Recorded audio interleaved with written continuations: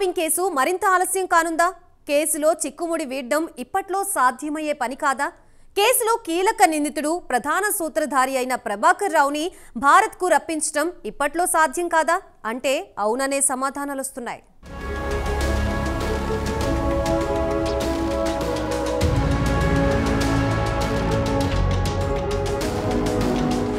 తెలంగాణలో సంచలనం సృష్టించిన ఫోన్ ట్యాపింగ్ కేసు విచారణ ఎంతకీ ఓ కొలిక్కి రావడం లేదు. కేసు విచారణ ఒక అడుగు ముందుకు 10 అడుగుల వెనక్కి అన్న చందంగా సాగుతోంది. ఫోన్ ట్యాపింగ్ కేసులో కీలక సూత్రధారులు పాత్రధారులంతా తప్పించుకుని విదేశాల్లోనే చక్కర్లు కొడుతుండటంతో విచారణ ఏమాత్రం ముందుకు సాగడం లేదు. కేసులో ఏవన్గా ఉన్న కీలక నిందితుడు ఎస్ఐబి మాజీ చీఫ్ ప్రభాకర్ చిక్కడు దొరకడు అన్న చందంగా విదేశాల్లోనే ఉంటూ తప్పించుకుని తిరుగుతున్నాడు. దీంతో కేసు విచారణ మరింత ఆలస్యమవుతోంది. ఫోన్ ట్యాపింగ్ కేసు విచారణ ముందుకు సాగాలంటే, కేసు గుట్టు వీడాలంటే కీలక నిందితుడిగా ఉన్న ప్రభాకర్ రావే కీలకం. ప్రధాన సూత్రధారి అయిన ఆయన ప్రభాకర్ రావు చిక్కకపోవడంతో కేసు చిక్కుముడి వీడడం లేదు. ఇదే విషయాన్ని డీజీపీ జితేందర్ స్పష్టం చేశారు. కేసులో ఇతర దర్యాప్తు సంస్థల సహకారం అవసరం కావడంతో కేసు విచారణ ప్రక్రియలో కొంత జాప్యం నెలకొందని డీజీపీ స్పష్టం చేశారు. విచారణను వేగవంతం చేసే దిశగా ఈ కేసులో విదేశాల్లో ఉన్న నిందితులను రప్పించేందుకు సీబీఐకి లేఖ రాశామన్నారు. అమెరికా నుంచి ఇండియాకు వారిని రప్పించాలంటే ఇంటర్నేషనల్ ప్రాసెస్ జరుగుతోందని, ఇప్పటికే ఇంటర్పోల్ సహాయం తీసుకుంటున్నామని డీజీపీ వెల్లడించారు. రాజకీయ నాయకులకు నోటీసులు అవసరం మేరకే జారీ అవుతాయని ఇప్పటికే కొందరిని విచారించామన్నారు.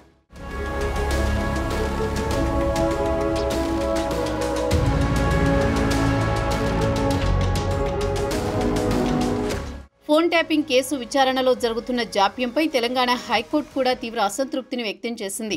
విదేశాల్లో ఉన్న A1 ప్రభాకర్ రావు, A2 శ్రవణ్ రావులపై రెడ్ కార్నర్ నోటీస్ జారీ చేయడం ఆలస్యం ఎందుకని హైకోర్టు పోలీసులను నిలదీసింది. వారిద్దరిని ఎప్పుడు అరెస్ట్ చేస్తారంటూ పోలీసుల తీరుపై హైకోర్టు తీవ్ర అసహనం వ్యక్తం చేసింది. ఫోరెన్సిక్ ల్యాబ్ నివేదికల్లో ఆలస్యంపై కూడా ప్రశ్నించింది. అయితే తనకు ముందస్తు బెయిల్ ఇవ్వాలని కోరుతూ శ్రవణ్ రావు దాఖలు చేసిన బెయిల్ పిటిషన్పై విచారించిన హైకోర్టు తీర్పును రిజర్వ్ చేసింది. అయితే కేసులో కీలకంగా ఉన్న ప్రభాకర్ రావు, శ్రవణ్ రావు వస్తే గాని కేసు దర్యాప్తు ముందుకు సాగదని పోలీసులు చెప్తున్నారు. శ్రవణ్ రావు ఫోన్ ట్యాపింగ్ కుట్రలో భాగస్వామిగా ఉన్నారని, ఫోన్ ట్యాపింగ్లో కీలక పాత్ర పోషించారని, నిందితులంతా కలిసి 62 హార్డ్ డిస్కులను ముక్కలు చేసి నదిలో పారేశారని హైకోర్టుకు పోలీసులు వివరించారు. ఓ న్యూస్ ఛానల్ ఎండీగా ఉన్న శ్రవణ్ రావు తరచూ ప్రభాకర్ రావును కలిసి ఎవరి ఫోన్ ట్యాపింగ్ చేయాలి అనే అంశంపై తదుపరి వ్యూహాలపై చర్చలు జరిపేవారని తెలిపారు. ఈ మేరకు ఇతర నిందితులు కూడా వాంగ్మూలం ఇచ్చారని చెప్పారు. ఇక ప్రణీత్ రావు తరచూ శ్రవణ్ రావును కలుస్తూ టార్గెట్ ఏంటి అని తెలుసుకునేవాడని వెల్లడించారు. కేసుతో సంబంధం లేకుంటే భారత్కు తిరిగి రావచ్చు కదా అని ప్రశ్నించారు. వాదోపవాదాలను నమోదు చేసుకున్న ధర్మాసనం తీర్పును రిజర్వ్ చేసింది.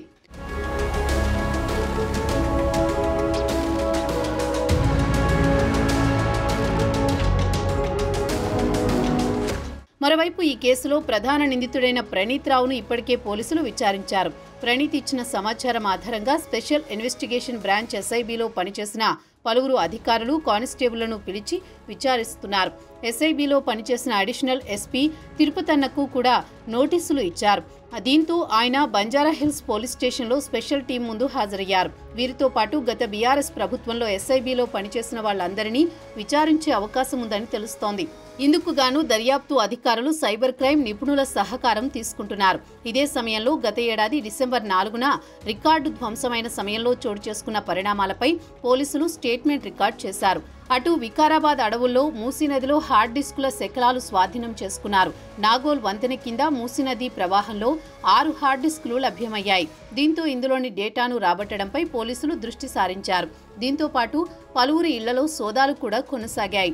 హైదరాబాద్ మాజీ టాస్క్ ఫోర్స్ డీసీపీ రాధాకిషన్ నివాసంలోనూ సోదాలు జరిగాయి. అంతకుముందు ఓ న్యూస్ ఛానల్ యజమాని ఇంట్లో సోదాలు నిర్వహించి 2 ల్యాప్టాప్స్, 4 ట్యాబ్లు, 5 పెన్ డ్రైవ్లు, హార్డ్ డిస్కులను స్వాధీనం చేసుకున్నారు పోలీసులు.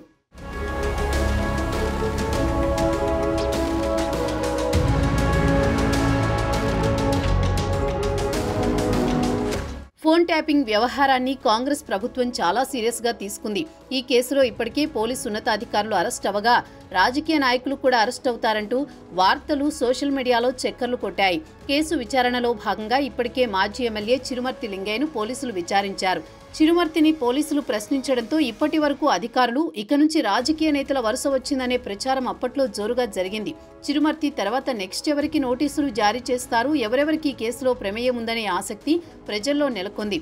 ఫోన్ ట్యాపింగ్ కేసులో పోలీసులు ఇప్పటికే మాజీ డీసీపీ రాధాకిషన్ రావు, ఏసీపీలు భుజంగరావు, తిరుపతన్న, డీఎస్పీ ప్రణీత్ రావులను అరెస్ట్ చేశారు. ఇక కేసులో A1గా ఉన్న ఎస్ఐబీ మాజీ చీఫ్ ప్రభాకర్ రావు, ఓ ఛానల్ అధినేత శ్రవణ్ రావులు అమెరికా వెళ్లిపోయారు. కేసు పురోగతికి వాళ్ళిద్దరే కీలకం కావడంతో వారిని ఇండియా రప్పించేందుకు తెలంగాణ పోలీసులు తీవ్రంగా ప్రయత్నాలు చేస్తున్నారు. మరి వాళ్ళిద్దరూ ఇండియాకు వచ్చేదెప్పుడు, కేసు విచారణ గుట్టు వీడేదెప్పుడు అన్న సందేహాలు పోలీసులను వెంటాడుతున్నాయి.